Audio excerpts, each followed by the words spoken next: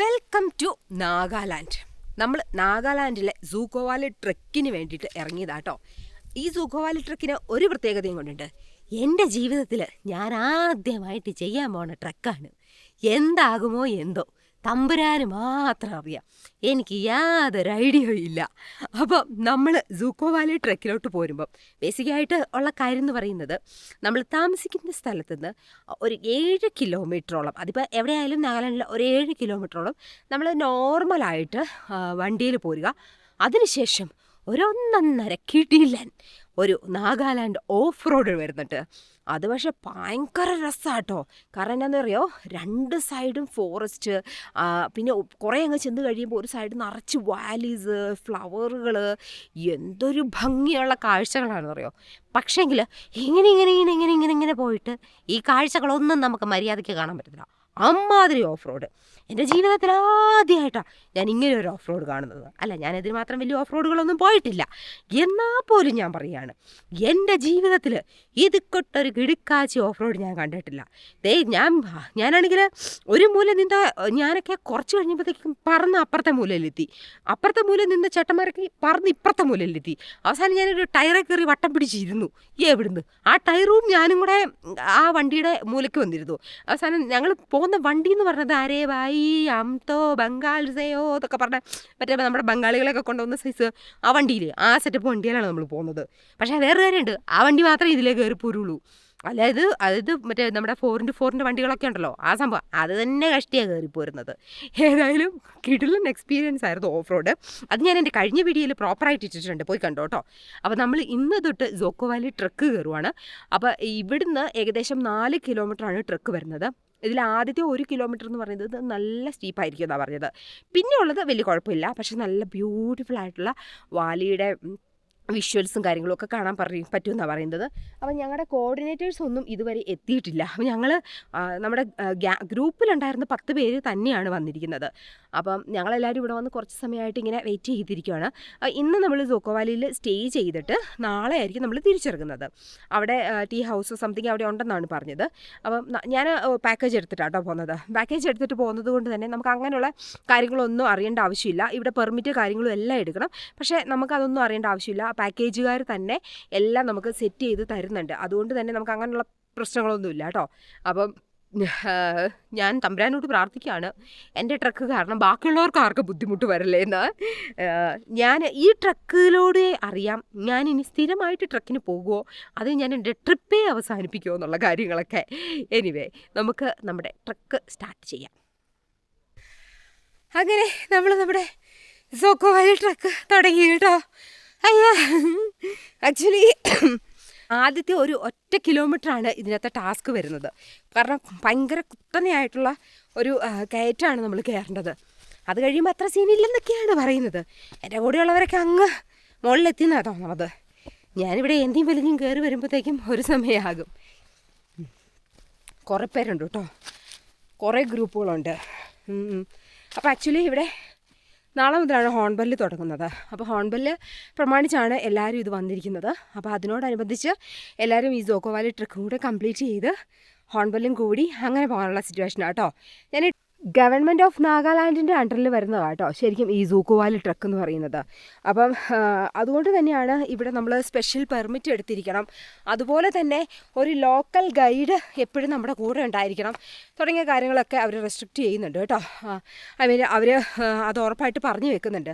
ആ കാര്യങ്ങളൊക്കെ വരുമ്പോൾ നിങ്ങൾ ശ്രദ്ധിക്കണം. പിന്നെ ഞാൻ പറയുകയാണെങ്കിൽ നാഗാലാൻഡ് ട്രിപ്പ് വരുമ്പം ഒരിക്കലും നമ്മൾ തന്നെ വരാതെ ഒരു പാക്കേജൊക്കെ എടുത്ത് പോരുവാണെങ്കിൽ കുറച്ചുകൂടെ നമുക്കൊരു കംഫർട്ടായിരിക്കും എന്ന് എനിക്ക് തോന്നുന്നു. കാരണം നമുക്കറിയത്തില്ലാത്ത കുറേ കാര്യങ്ങൾ ഇവിടെയുണ്ട്.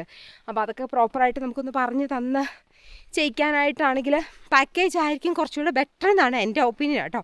ബാക്കി നിങ്ങളുടെ ഇഷ്ടമാണ്. ചേടാ ഭയങ്കര രസമാട്ടോ. ഇവിടെ പലതരത്തിലുള്ള ചെടികളും പൂക്കളും ഒക്കെയാണ്. ഇപ്പോൾ ഞങ്ങളിങ്ങ് പോകുന്ന വഴിക്കൊക്കെ ആണെങ്കിലും നിറയെ നമ്മൾ പിങ്ക് ബ്ലോസം എന്നൊക്കെ പറയില്ലേ, അങ്ങനത്തെ സംഭവങ്ങളായിരുന്നു കേട്ടോ. നിറയെ എന്ത് രസമായിരുന്നു എന്നറിയാവോ, ഭയങ്കര ഭംഗിയുള്ള സ്ഥലമായിരുന്നു. അയ്യോ, ഞാൻ അടുത്ത് ബാക്കി മോളിൽ ചെന്നിട്ട് പറയാം. നമ്മുടെ സോഗോവാലി ട്രക്കിന് ഇടയ്ക്ക് കണ്ടതാണ് കേട്ടോ. ഇവിടെ ഒരു ചെറിയ ഒരു കുടിൽ പോലെ എനിക്ക് തോന്നിയിട്ട് ഇവിടെ ആളുകൾ ഇരിക്കുന്നോ അല്ലെ അങ്ങനെ എന്തെങ്കിലും സ്ഥലമായിരിക്കും. തൃശ്ശൂർ പൂരെന്നൊക്കെ എഴുതി വെച്ചിട്ടുണ്ട് കേട്ടോ മലയാളത്തിൽ.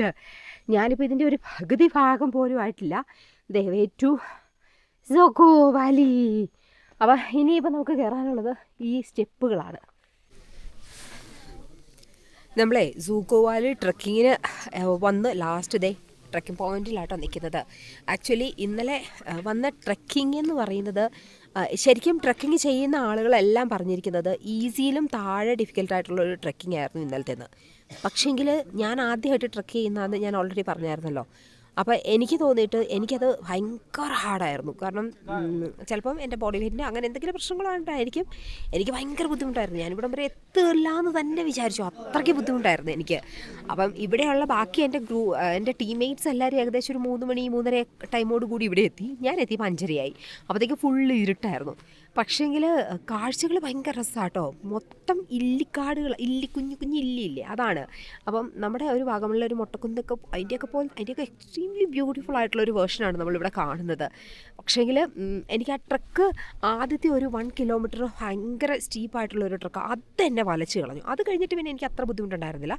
പക്ഷേ അത് എനിക്ക് ശരിക്കും വലച്ച് കഴിഞ്ഞു. ഇവർ പറയുന്നത് 1 കിലോമീറ്റർ ആണ് ആ ആദ്യത്തെ ഒരു സ്റ്റീപ്പ് ട്രക്കിംഗ് എന്നൊക്കെയാണ് പറയുന്നത്. പക്ഷേ ശരിക്കും അത് ഏകദേശം 3 കിലോമീറ്റർ ഉണ്ട്. അത് കഴിഞ്ഞിട്ട് അവർ പറഞ്ഞിരുന്നത് നമ്മളോട് 3 കിലോമീറ്ററാണ് സ്ട്രെയിറ്റ് ട്രക്ക് എന്നാണ് പറഞ്ഞത്. ഞാൻ മുകളിൽ കയറി കഴിഞ്ഞപ്പോഴാണ് മനസ്സിലായത് അവിടെ എഴുതി വെച്ചിട്ടുണ്ട് 8 കിലോമീറ്ററാണ് സ്ട്രെയിറ്റ് ട്രക്ക് വരുന്നത്. അപ്പോൾ അതെനിക്കറിയില്ലായിരുന്നു. 8 കിലോമീറ്ററൊക്കെ ഉണ്ടെന്ന് പറഞ്ഞായിരുന്നു ഞാൻ ചിലപ്പോൾ പോരാതിരുന്നേരെ. പക്ഷേ വന്നതുകൊണ്ട് അത് നൈസൊരു എക്സ്പീരിയൻസ് ആയിരുന്നു.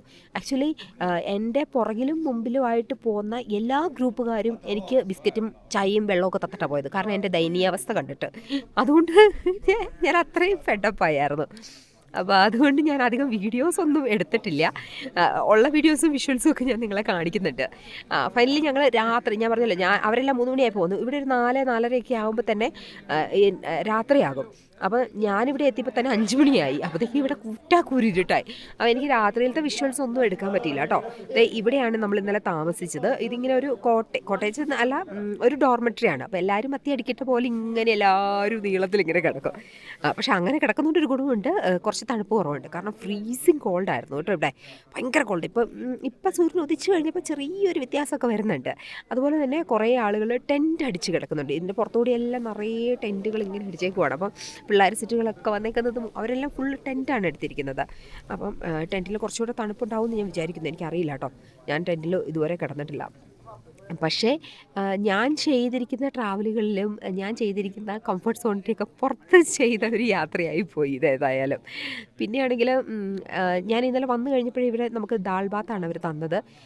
അതുപോലെ രാവിലെ മാഗി തന്നു. അപ്പോൾ എനിക്ക് തോന്നിയിട്ട് ഞാൻ എൻ്റെ ലൈഫിൽ കഴിച്ചിട്ടുള്ളതിൽ ഏറ്റവും ടേസ്റ്റി ആയിട്ടുള്ള ഫുഡ് ആ ദാൽ ബാത്തായിരുന്നു എന്ന് തോന്നുന്നു. കാരണം ഇന്നലെ രാവിലെ ഏകദേശം ഒരു 10:30-11 മണിയോട് കൂടി നമ്മൾ യാത്ര ആരംഭിച്ചതാണ്. പിന്നെ കുറച്ച് ചോക്ലേറ്റ്സും അതും ഇതുമൊക്കെ കഴിച്ചതല്ലാതെ വേറെ ഒന്നും കഴിച്ചിട്ടില്ല. കാരണം വിശപ്പ് കൊണ്ടാണോ ടയേർഡ്നെസ് കൊണ്ടാണോ എന്താണെന്നറിയത്തില്ല, അത്രയും എൻജോയ് ചെയ്താണ് ഞാൻ ആ ദാൽ ബാത്ത് കഴിച്ചത്.